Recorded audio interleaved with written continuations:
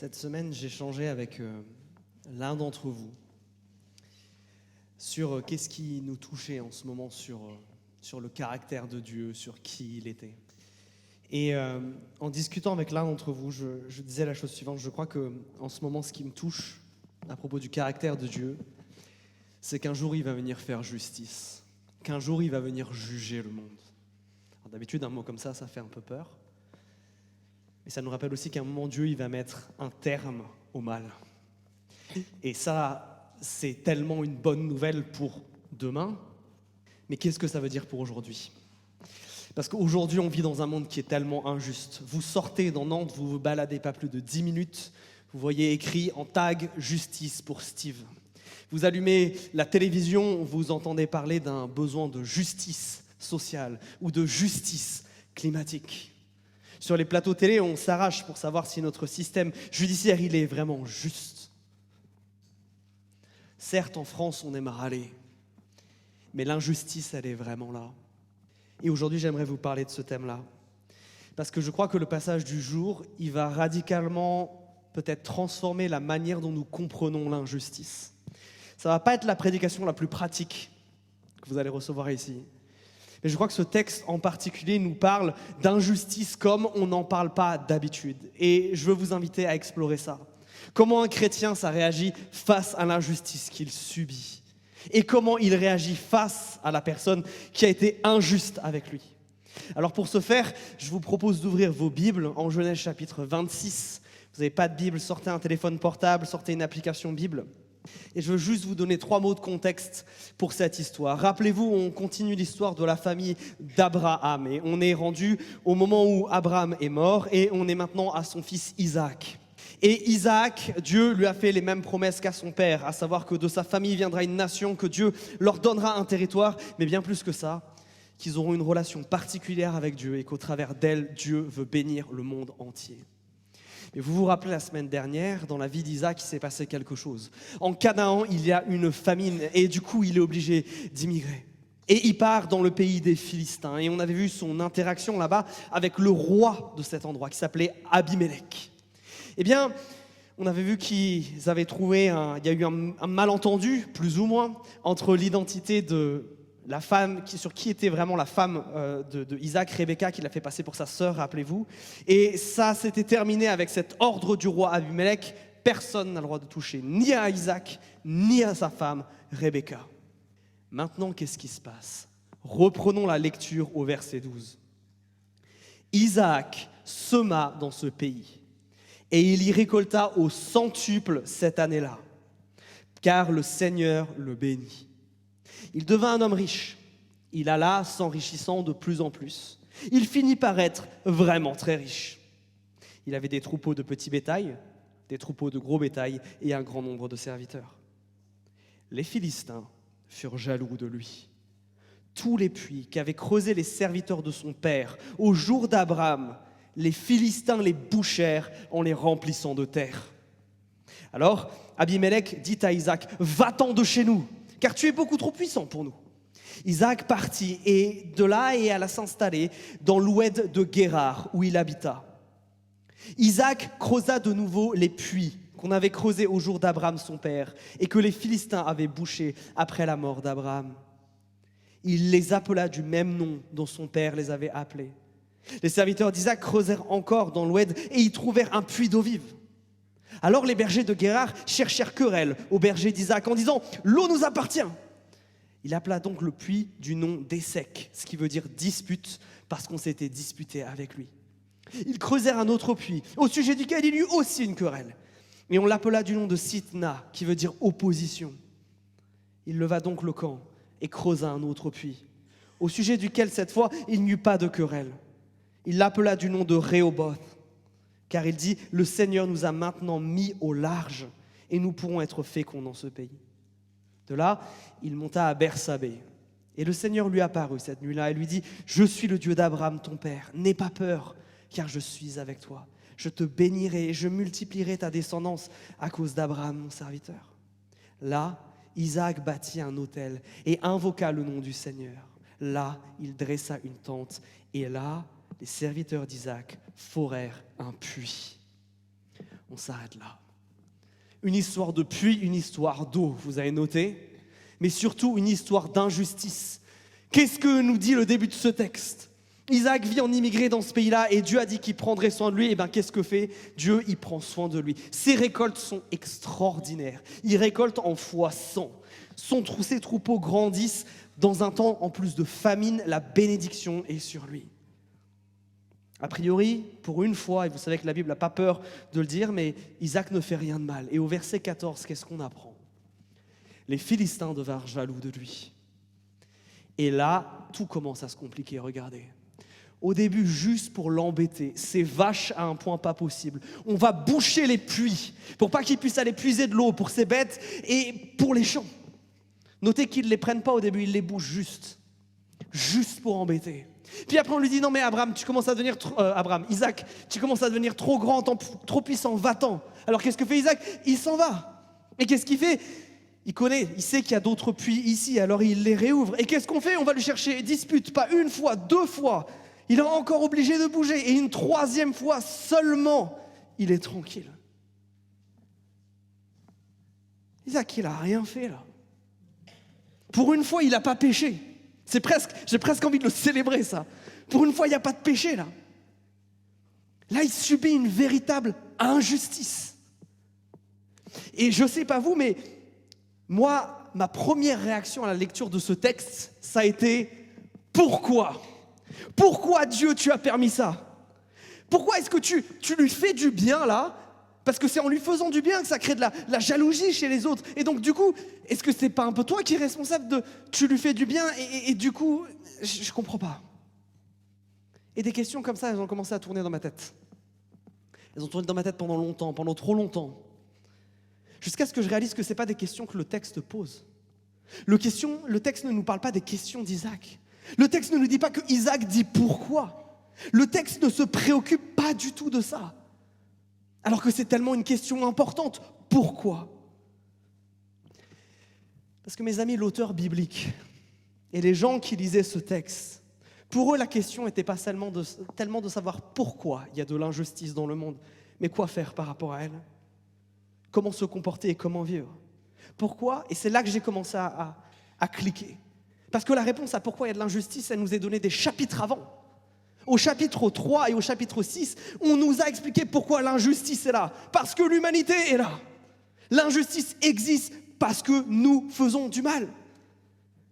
L'injustice, c'est la normalité de l'état de ce monde. Et ça sera la normalité jusqu'au retour de Jésus. Et l'Église est censée être cette communauté où cette injustice commence à être corrigée.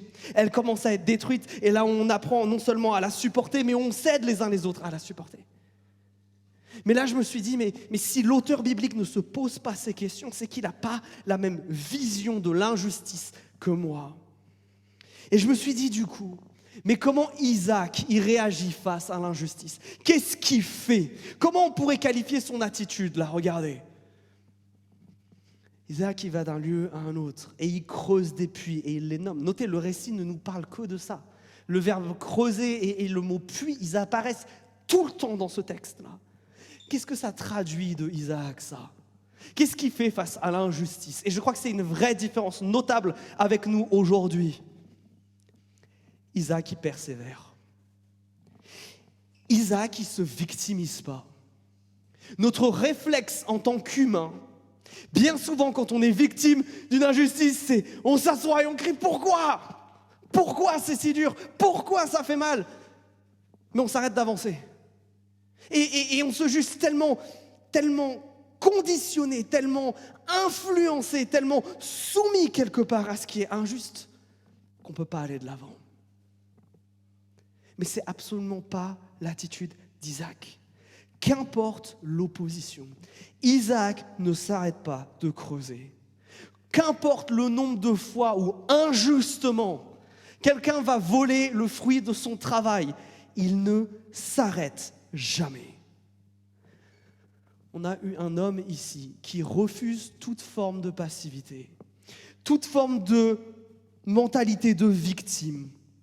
Ce n'est pas un Calimero qui s'assoit par terre et qui dit « c'est trop injuste ». Non, il va de l'avant. Il ne crie pas à Dieu en lui disant « Seigneur, rends-moi des comptes maintenant !» Ou ne lui demande pas pourquoi il n'a pas agi avant. Et ça m'a marqué aussi. Pourquoi il ne lui a pas demandé, pourquoi tu n'as pas empêché que ça vienne? Parce que bien souvent, c'est ça notre question par rapport à l'injustice. Pourquoi tu as permis que ça arrive? Pourquoi tu as permis que cette chose-là me tombe sur la tête? Bien souvent, on aimerait que Dieu empêche les choses d'arriver. Ou claque des doigts et tout d'un coup, dès que l'injustice apparaît, la résolve. Mais je crois que ça, c'est oublier quelque chose d'essentiel. Et là, il y a quelque chose à changer dans notre compréhension, dans la manière dont Dieu agit avec nous. Mes amis, si Dieu voulait régler le problème de l'injustice et le problème du péché en amont, nous ne pourrions rien faire. Aucun de nous n'aurait le droit de lever le petit doigt. S'il y a des êtres humains qui peuvent faire des choix, il y a donc de l'injustice et du péché. Si Dieu agit en amont des choses, alors rien ne se passe. Alors nous ne sommes que des robots. Alors il n'y a pas de liberté. Mais mes amis, Dieu, il nous a créés pas pour qu'on soit des petits serviteurs obéissants. Il ne nous a pas créés parce qu'il a un ego surdimensionné et qu'il a besoin de gens qui lui jettent des fleurs. Dieu, il nous a créés parce que c'est un Dieu qui aime les relations. Il met Adam dans le jardin d'Éden avec lui pour être en relation. Et bien souvent, on oublie ça. Que Dieu veut travailler pour nous, certes, mais au travers de nous parce qu'il désire être avec nous. Et ça nécessite d'aller de l'avant. Être dans l'indépendance de Dieu, c'est finalement le premier des péchés. Et c'est bien parce que Isaac, il n'a pas tout compris, mais il a bien compris que Dieu allait agir d'une manière ou d'une autre, qui se lance en avant, qui ne s'arrête pas, qui ne laisse pas l'injustice et le péché déterminer qui il est, ce qu'il fait ou où il va. Isaac continue d'avancer parce qu'il connaît Dieu. Alors en quoi ça, c'est plus qu'un discours motivateur que vous avez déjà entendu? Oui, il faut persévérer quand c'est dur. Pourquoi c'est plus que ça pour nous chrétiens? Parce que je crois que la persévérance, elle manifeste au final qui est au contrôle de ma vie. Est-ce que c'est ce que je vois ou est-ce que c'est ma foi? Est-ce que c'est ce que je sais du caractère de Dieu ou des souffrances qui m'habitent? Pourquoi je persévère? Parce que Christ a vaincu la mort. À partir du moment où Jésus a fait cette chose impossible, qui est de vaincre la mort elle-même, de sortir du tombeau, ce qui est impossible à faire humainement parlant, à ce moment-là, il y a de l'espoir. À ce moment-là, il n'y a pas de raison d'arrêter si la mort elle-même ne peut pas arrêter notre Dieu. On l'a chanté tout à l'heure. Si Dieu est pour nous, qui pourra nous arrêter? Certainement pas l'injustice et le péché. Mais surtout, parce que l'Écriture nous promet qu'à la fin, c'est Dieu qui gagne. Que toute chose concourt au bien de ceux qui aiment Dieu. Qu'à la fin, Dieu fera du bien. Voilà pourquoi nous persévérons. Voilà pourquoi nous n'arrêtons pas. Et vous? Quand ça devient dur, quand ça devient injuste, est-ce qu'on s'assoit et qu'on crie pourquoi? Ou alors on continue à courir? Mes amis, la stratégie de Satan et du péché, c'est toujours celle de nous paralyser. C'est toujours celle de nous faire croire que c'est trop dur. C'est toujours celle de nous faire croire que Dieu nous a abandonnés et qu'il n'en a plus rien à faire de nous. Alors mes amis, comment est-ce que vous réagissez quand c'est injuste? Est-ce que vous vous battez? Est-ce que vous persévérez? Mais pas n'importe comment. Parce que vous savez, il y a deux types d'activistes. Il y a deux types de gens qui persévèrent et quand c'est injuste. Il y a ceux qui s'assoient derrière leur ordinateur et qui tapent avec leur clavier et qui râlent. Et il y a le deuxième type, ceux qui vont dans la rue et ceux qui se rebellent. Ceux qui disent « Non, là, ça va plus, c'est trop injuste, il faut se bouger ». Je ne sais pas de quel type vous êtes. Moi, je suis plutôt du deuxième. Mais notez que ce n'est pas non plus l'attitude d'Isaac. Il n'est pas dans une attitude de révolte, que ce soit par rapport à Dieu ou que ce soit par rapport à Abimelech. Vous avez noté ça? On dirait presque qu'il accepte la situation. Il ne va pas lui rentrer dedans, il ne va pas... il ne va pas faire ça. Et pourtant, il va de l'avant. Et qu'est-ce que ça traduit, ça, finalement? C'est que l'attitude face à l'injustice, ce n'est pas une attitude de rébellion face à Dieu, mais au contraire, c'est une attitude de soumission. Et c'est ça que nous sommes appelés à vivre. C'est ça l'attitude d'Isaac. Isaac, encore une fois, il ne sait pas ce qui lui tombe dessus. Dieu ne lui a pas révélé tellement de choses en amont. Mais si vous vous rappelez du verset 2, Dieu lui a dit des choses très claires. C'est dans ce pays que je vais te bénir. C'est dans ce pays. Et parce qu'il sait ça, Isaac, il fait deux choses. Il ne va pas quitter cette terre. Il va certes se déplacer d'endroit, mais rester chez les Philistins. Et il ne va pas agir contre eux. Isaac, face à l'injustice qu'il subit, il est encore capable d'obéir à Dieu. Isaac, son réflexe, c'est pas la rébellion, c'est la soumission. Il ne sait pas ce qui va se passer, mais il croit que Dieu va pourvoir. Et en fait, si on lisait vraiment attentivement le texte, on verrait qu'à chacune des difficultés que Isaac rencontre, Dieu pourvoit. Vous avez noté ? Ce n'est pas Dieu qui crée le problème, c'est les hommes. Isaac est en immigré, il n'a pas de ressources, alors qu'est-ce que fait Dieu ? Tout ce qu'il a, Dieu le multiplie, Dieu pourvoit. Puis les hommes deviennent jaloux, verset 14. On va le traiter injustement, on va reboucher chez lui, on va le forcer à déménager, versets 14 et 16. Alors qu'est-ce que fait Dieu ? Il a déjà donné la solution à son père Abraham. Il sait déjà où il y a de l'eau, alors Isaac, il y va, versets 17 et 18. Verset 19, Dieu va même au-delà de ça.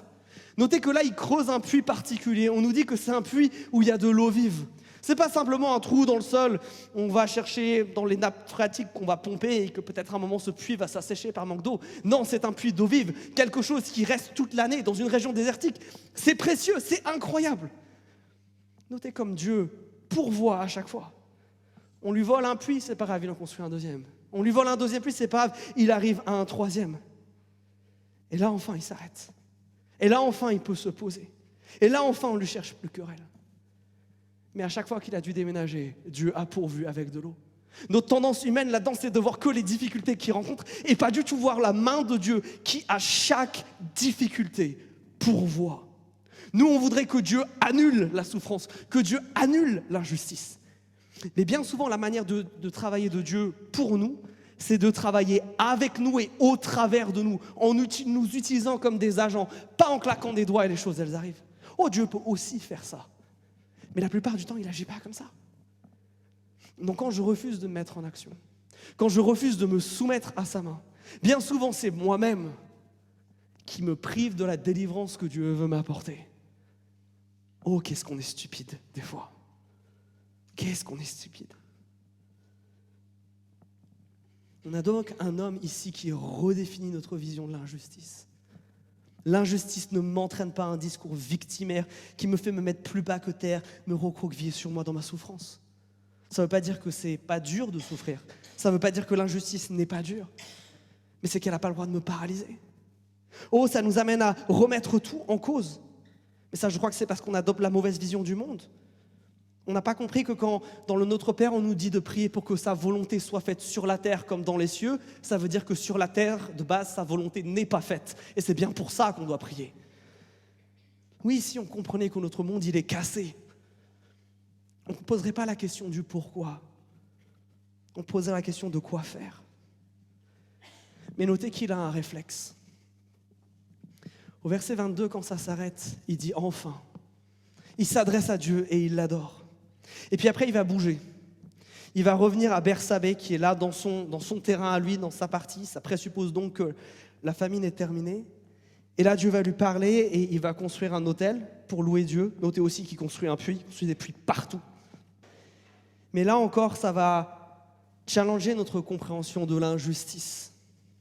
On a l'impression que quand il y a du mal, quand il y a de l'injustice, ça, quelque part, ça nous sépare de Dieu et c'est comme s'il y avait quelque chose de cassé, parce que si Dieu est là, tout irait bien, bien au contraire. Rappelez-vous de ce qu'on a vu à Pâques. 2 Corinthiens chapitre 12, verset 9. Paul, il se glorifie quoi ? De ses faiblesses. Pourquoi ? Parce que c'est là qu'il voit Dieu agir. C'est exactement la même chose pour Isaac. Quand il voit Dieu agir, quand la souffrance s'arrête, qu'est-ce qu'il fait ? Il adore Dieu. Il ne lui dit pas « Ah, pourquoi tu as mis autant de temps ?» Non. Non, il l'adore. Et ça, je crois que c'est la troisième chose qui est tellement différente de notre attitude face à l'injustice. Bien souvent, nous allons retenir notre adoration. Nous allons nous couper de l'Église, des autres chrétiens, de la prière, de la lecture de la Bible, de toutes les disciplines de piété et de communion spirituelle avec Dieu. Alors que c'est exactement l'inverse. C'est parce qu'il a compris que Dieu agit et dès qu'il voit Dieu poindre le bout de son nez, Isaac, il l'adore. C'est pour ça qu'il continue de creuser. Mes amis, l'injustice, elle existe dans ce monde par la faute des hommes et parce que ce monde est brisé. Mais si l'injustice, justement, s'arrête, c'est parce que Dieu agit. Dieu n'est pas coupable de l'existence de l'injustice, mais il est responsable de sa disparition. Quand nous voyons Dieu agir, est-ce que c'est les cris de joie qui retentissent dans notre être? Parce que si c'est pas ça, c'est qu'on part avec le mauvais présupposé. Et toi,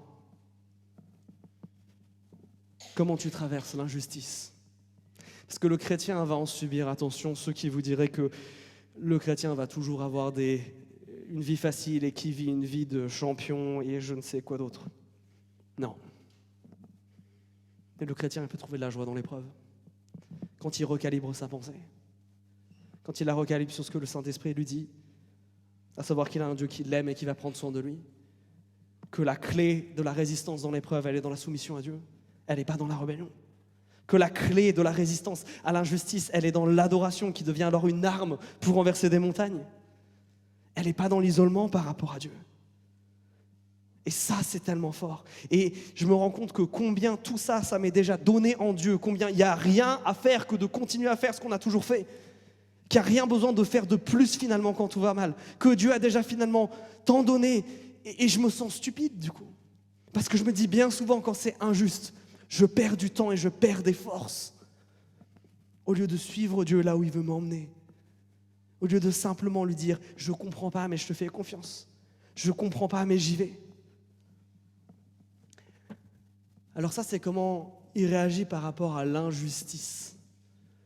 Maintenant, il faut qu'on parle un peu de comment il réagit par rapport à Abimelech. On pourrait dire qu'il ne réagit pas dans la première partie de ce texte. Ce n'est pas tout à fait juste. Je crois qu'on a ici un Isaac qui ne cherche pas à rendre le mal pour le mal, mais on va le développer dans un instant, parce que cette histoire a une fin. Et pour une fin, une fois, j'ai envie de dire une fin heureuse. Reprenons la lecture au verset 26. Regardez ce qui se passe. La famille est donc terminée, chacun est rentré dans son pays. Abimelech, donc le roi des Philistins, se rendit auprès d'Isaac en partant de Guérar avec Ahuzat, son compagnon, et Picol, le chef de son armée. Isaac leur dit, « Pourquoi êtes-vous venus me voir alors que vous me détestez et que vous m'avez renvoyé de chez vous ?» Ils répondirent, « Nous voyons bien que le Seigneur est avec toi. C'est pourquoi nous disions qu'il y ait, je te prie, un accord entre nous et toi. Concluons avec toi une alliance. Tu ne nous feras aucun mal, de même que nous ne t'avons pas maltraité. » Ironique. « Et que nous t'avons fait seulement du bien, et que nous t'avons laissé partir en paix. Tu es maintenant béni du Seigneur. » Isaac donna pour eux un banquet. Ils mangèrent et burent. Puis ils se levèrent de bon matin et s'engagèrent par serment l'un envers l'autre. Isaac les laissa partir et ils le quittèrent en paix. Ce jour-là, des serviteurs d'Isaac vinrent lui dire au sujet du puits qu'il avait creusé, « Nous avons trouvé de l'eau. » Isaac l'appela Shiba, ce qui veut dire serment.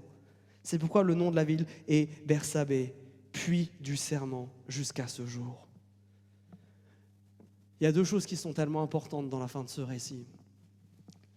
Face à la personne qui est injuste, qu'est-ce qu'il fait? Notez que Isaac, il cherche la réconciliation et pas la vengeance. Au verset 27, il les confronte. Pour qu'il y ait réconciliation, il faut reconnaître qu'il y a eu des torts et qu'il y a eu du mal. Il leur dit, vous m'avez détesté, vous m'avez fait du mal, vous m'avez chassé. Mais cette confrontation, ce n'est pas la fin de l'histoire. Quand eux arrivent et voient comment Dieu l'a béni, ils essayent d'atténuer leurs responsabilités, versets 28, 29, ils essayent de faire, on n'a pas fait tant de mal que ça. Ils ne sont pas tout à fait honnêtes selon moi par rapport à ça. Et pourtant, ça ne va pas empêcher Isaac de les pardonner et de vraiment les pardonner, au point où cette réconciliation, ça donne lieu derrière à une alliance. Et là, il y a l'injustice qui prend vraiment fin. Parce qu'elle avait pris fin de manière immédiate. Ça y est, enfin, il était libéré de leur joug. Ça y est, maintenant, la famine est finie. Il est retourné dans son pays. Mais là, Dieu fait quelque chose d'encore plus extraordinaire. Il empêche l'injustice de se reproduire. Et ça, c'est extraordinaire. Et ça, c'est tellement fort. Mais tout ça, ça se passe parce qu'on a un Isaac qui n'a pas cherché à rendre le mal pour le mal par rapport à celui qui a été injuste envers lui. Mais un Isaac qui a été prêt à pardonner, prêt à se réconcilier. Prêt à ce que quand l'autre admette plus ou moins ses fautes, on puisse conclure une alliance. Notez l'ironie de cette situation. C'était lui qui était immigré il y a quelques versets. C'était lui qui était en position de faiblesse il y a quelques versets. Maintenant, c'est lui qui les accueille chez lui. Eux qui étaient jaloux, le verset 31 nous dit qu'ils repartent en paix. Voilà la puissance de la réconciliation. Voilà ce qui peut se passer quand nous choisissons, nous chrétiens, de répondre à l'injustice de manière biblique. Il peut y avoir réconciliation. Notez néanmoins qu'il a fallu que ces gens viennent le voir, qu'il faut 2 personnes pour être pleinement réconciliés. Ça, c'est juste. Et l'Écriture nous le rappelle, nous devons faire ce qui est en notre pouvoir pour être en paix avec tous les hommes. Ça veut dire que ça ne dépend pas que de nous, ouf, mais ça ne veut pas dire qu'on puisse être fainéant avec ça non plus. Nous sommes appelés à la réconciliation. Nous sommes appelés à vivre ça. Notez aussi que la fin de cette histoire, elle représente finalement aussi une forme de justice. Oui, maintenant, c'est eux qui viennent presque en rampant devant Isaac. Dieu lui fait justice. Et ça, c'est une autre chose. Il n'a pas cherché à se faire justice lui-même. Il n'a pas rendu le mal pour le mal. Il a laissé Dieu faire. La solution de Dieu, ce n'est pas seulement de tirer Isaac d'affaire, mais de lui faire justice. Ceux qui l'avaient oppressé hier viennent maintenant en repent devant lui. Parce que Isaac, il a compris que la vengeance et la justice, ce n'est pas ses prérogatives, c'est celle de Dieu. La fin de l'injustice, mes amis, elle est d'ores et déjà décidée, ça s'appelle le jugement dernier. Il arrive, il est fixé. Mais le jugement, c'est la prérogative de Dieu. Il y aura justice, mes amis. Et ça, c'est tellement bon à savoir quand vous souffrez. Qu'à un moment, je suis non seulement sûr que à la fois Dieu veut m'aider à traverser tout ça, que Dieu, à un moment, va faire en sorte que ça s'arrête, mais que même si ceux qui m'ont fait du mal ont échappé peut-être à la justice des hommes, à un moment, Dieu va faire justice. Alléluia. Merci Seigneur pour ça. Mes amis, la résurrection de Christ, elle signifie aussi que la mort ne peut pas arrêter le jugement de Dieu. Non, on ne peut pas échapper à la justice de Dieu en mourant. Il y aura un jugement. Et là, Dieu détruira le mal. Et là, comme nous dit l'Apocalypse, Dieu essuiera toute larme de nos yeux. Là, enfin, on y sera. Mes amis, quand on est injuste avec vous, comment est-ce que vous réagissez ? C'est quoi notre attitude par rapport à celui qui nous a fait du mal ? Est-ce que c'est de lui rendre ce mal ? Est-ce que c'est de chercher le pardon et la réconciliation ? Et peut-être certains d'entre vous vont me dire, oui, mais Quentin, tu ne sais pas ce que moi j'ai vécu. Tu ne sais pas combien de fois on m'a fait du mal. Et au bout d'un moment, j'en ai marre de pardonner. Au bout d'un moment, j'en ai marre. Eh bien, c'est une question que Pierre a posée à Jésus et voilà ce que Jésus lui a répondu. Pierre vint lui demander, Seigneur, combien de fois pardonnerai-je à mon frère lorsqu'il péchera contre moi ? Jusqu'à 7 fois ? Pierre, il se croyait malin en disant ça. J'ai dit un grand nombre, 7. Et Jésus lui répondit, je te le dis, pas jusqu'à 7 fois, mais jusqu'à 70 fois, 7 fois. Jésus n'est pas en train de donner, alors je l'ai fort en maths, vous ferez le calcul, un nombre exact. Mais ce que Christ dit ici, c'est que pour nous, chrétiens, le pardon n'est pas un choix, mais un commandement. Nous, ce n'est pas qu'une option de pardonner, c'est un devoir. Pourquoi Christ est aussi ferme avec nous ? Pourquoi est-ce que, pour aller même plus loin, après notre Père, il nous rappelle que si nous ne pardonnons pas aux autres, Dieu ne nous pardonnera pas non plus. Pourquoi Christ est aussi sévère avec ça ? Parce que quand nous refusons de pardonner, nous refusons de voir l'offense que nous avons faite à Dieu. Parce que bien souvent dans cette situation, on fait ce qu'on a fait aujourd'hui. On se met à la place d'Isaac et pas à la place d'Abimelech. Ça, c'est peut-être vrai par rapport à ce que d'autres êtres humains nous ont fait subir sur cette terre, mais laissez-moi être clair. Si c'est par rapport à Dieu, c'est lui qui est Isaac et nous qui sommes les Abimelech. Mais parce que Christ nous a pardonnés, nous pardonnons nous aussi. Nous sommes plus finalement des Philistins que des Isaac. Bien trop souvent, comme eux avec lui, nous voulons récupérer les bénédictions qu'il a acquises à la croix et sans la relation avec lui, sans reconnaissance. Bien souvent, nous l'expulsons de notre vie au lieu de revenir à lui. Et c'est ça qui est terrible. Parce que nous avons cette promesse-là.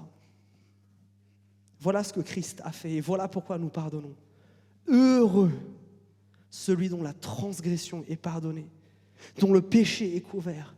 Heureux l'homme à qui le Seigneur ne tient plus compte de sa faute et dans l'esprit duquel il n'y a pas de tromperie.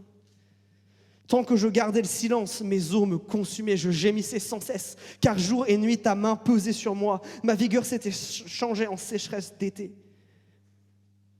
Je te fais connaître mon péché, je n'ai pas couvert ma faute, j'ai dit, je reconnaîtrai mes transgressions devant le Seigneur, et toi, tu as pardonné ma faute et mon péché. Mes amis, voilà pourquoi nous répondons au pardon. Parce que regardez ce que nous dit David dans ce texte. Non seulement nous sommes heureux parce que nous, quand nous arrivons devant Dieu, nous avons l'assurance que Christ veuille nous pardonner. Mais parce que David, ce qu'il dit aussi, c'est que tant que nos fautes ne sont pas confessées, nous vivons quelque part avec cette angoisse interne. Regardez, il dit carrément mal aux os. Et nous qui avons été délivrés de ça, quand nous sommes allés à Christ, rappelez-vous ce moment où pour la première fois vous avez compris la grandeur de l'amour de Christ et à quel point votre péché était atroce et que de ce décalage n'est pas né le désespoir, mais des larmes parce que vous avez réalisé combien vous étiez aimés. C'est parce que nous avons vécu ça que nous pardonnons d'autres. C'est parce que Christ nous a libérés du poids du péché que nous voulons libérer d'autres. Pardonner, c'est en fait un acte de rébellion incroyable contre le péché. Pardonner, c'est rendre un captif libre. Voilà pourquoi on réagit comme ça. Parce que si Jésus-Christ nous a pardonné, et c'est tellement grand, et c'est tellement beau, et c'est tellement magnifique, nous voulons faire de même. Et tout ça, c'est possible grâce à la croix. Parce que là, Jésus-Christ, il a fait de l'aïkido. L'aïkido, vous savez, c'est ce sport de combat dont le concept est de retourner la force d'un adversaire contre lui-même. C'est ce que Jésus a fait. Le péché a créé l'injustice. Et pour la détruire, Dieu a créé une autre injustice qui s'appelle la grâce. La grâce, c'est le fait que Isaac trouve de l'eau à chaque fois, que Dieu s'occupe de lui en permanence. La grâce, c'est le fait que Dieu continue à le bénir. La grâce, c'est le fait que Dieu lui donne les forces, même ici, pour se réconcilier. Je ne sais pas si j'en aurais été capable, moi, à sa place. C'est ça, la puissance de la grâce. Là où l'injustice du péché détruit, l'injustice de la grâce, elle réconcilie. Et Dieu a fait un aïkido au péché. Il l'a retourné. Oui, dans ce monde, il y a tellement d'injustices. Les gens sont frappés de tellement de choses qu'ils ne méritent pas, qu'ils n'ont pas vu venir. Alors qu'est-ce que je vais faire moi, Dieu ? Je vais leur donner le pardon qu'ils ne méritent pas, des bénédictions qu'ils ne méritent pas, une vie éternelle qu'ils ne méritent pas, une relation avec moi qu'ils ne méritent pas. Il est incroyable à ce point-là, notre Dieu, mes amis. Voilà pourquoi nous devrions être dans la joie face à l'injustice. Parce que dans l'injustice, il y aura des captifs qui pourront être libres, nous les premiers, mais surtout d'autres. Qu'est-ce qui se passait si, face à ceux qui nous font du mal, on faisait ce qu'on a vu dans le GDM prière d'il y a 2 semaines, on bénissait ceux qui nous haïssaient. Qu'est-ce qui pourrait se passer si on faisait ça ? Comment la grâce de Dieu pourrait encore libérer des gens au travers de ça ? Je crois que notre regard sur l'injustice quant à son existence et quant à ses effets, elle doit être radicalement transformée. Et ça, c'est possible grâce à ce que Jésus a fait à la croix. Et c'est pour ça que maintenant on veut rentrer dans un temps de Sainte Seine. C'est pour ça que maintenant on veut répondre finalement à ce que le Saint-Esprit nous a appris par rapport à l'injustice dans ce texte. Mes amis, est-ce que vous passez par l'injustice en ce moment ? Est-ce que vous vivez la dureté et la difficulté de ces choses-là ? Est-ce que vous avez besoin de venir à Jésus-Christ pour vous-même retrouver les forces d'aller de l'avant, pour vous-même retrouver la force de continuer à adorer ? Est-ce que vous vous rendez compte que dans la détresse, vous avez laissé un peu Dieu de côté, mais Christ vous attend, Christ vous appelle à la maison, Christ vous appelle à revenir à lui et à devoir régler l'injustice. Notre Dieu, face à la souffrance de ce monde, il n'est pas dit « Ok, c'est cool, un jour je ferai un truc ». Non, notre Dieu, il est descendu et pendant plus de 30 ans, il est venu souffrir avec nous. C'est ça la réponse de Dieu à la souffrance. C'est pas je vous regarde de haut et débrouillez-vous, c'est je viens souffrir avec vous. Je viens dans ce qui fait votre humanité et votre faiblesse et je vais vous en sortir. Mais tout ça, ça vient d'une seule chose. Ça vient de la croix. La puissance pour pardonner d'autres, elle vient du fait qu'on a été pardonné par Dieu. La puissance de faire grâce alors qu'on est injuste avec nous, elle vient de Dieu. Et encore une fois, il faut revenir à la croix. On en revient toujours à ça. C'est le point de départ et le point d'arrivée de toute chose. La croix. Alors maintenant, on va prendre un chant qui va nous rappeler ce que Jésus a fait. Ce qu'en Jésus seul, on peut trouver et recevoir. Et je veux vous inviter, comme à notre habitude, si vous voulez dire oui, maintenant je veux combattre l'injustice par la soumission à Dieu. Si maintenant vous voulez choisir de décider de pardonner une personne qui vous a fait du mal, parce que vous êtes vous-même pardonné par Christ. Si vous-même vous avez envie de lui confesser un péché, la Sainte Seine c'est fait pour ça. Que pendant ce chant qui nous parle de Christ, vous puissiez lui répondre « Je viens ». Vous puissiez vous lever, vous puissiez aller chercher un gobelet et un morceau de pain. On va s'attendre pour manger et boire ensemble. Mais c'est une démarche que vous devez faire chacun. Une démarche où on vient devant à la vue de tous. Une démarche où on dit moi aussi, je suis dans le rang des pécheurs. Moi, j'ai besoin de grâce pour pouvoir donner de la grâce à d'autres. Mes amis, et si aujourd'hui votre regard sur l'injustice changeait? Et si aujourd'hui votre relation avec Christ démarrait? Et si aujourd'hui, ce n'était pas un énième dimanche où vous rentrez à la maison sans que rien se soit passé? Si aujourd'hui on profitait de ce moment avec Jésus, réfléchissez à ces paroles. Jésus-Christ vous appelle à sa table.